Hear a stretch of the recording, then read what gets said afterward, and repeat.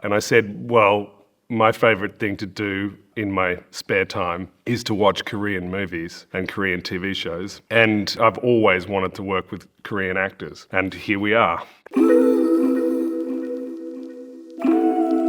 Hi, I'm Simon Stone. I'm a writer and director.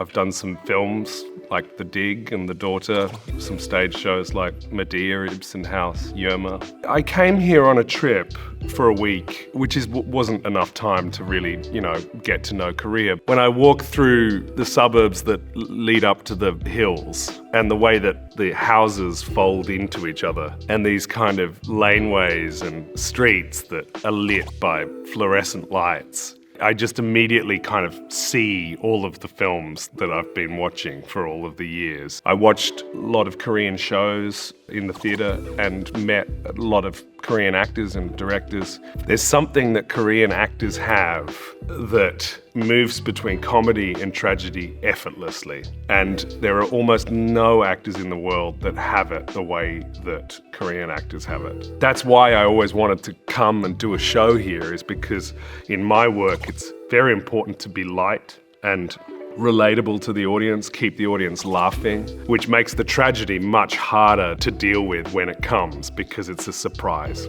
So I decided on The Cherry Orchard because it's a comedy that is also a tragedy. The Cherry Orchard is about a period of change.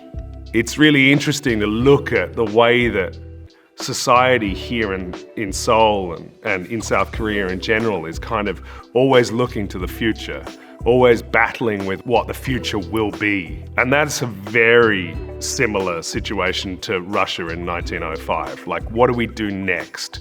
But that question of where does the future go is very difficult to play in a lot of countries. Who knows what it's going to be? So that's exciting, I guess.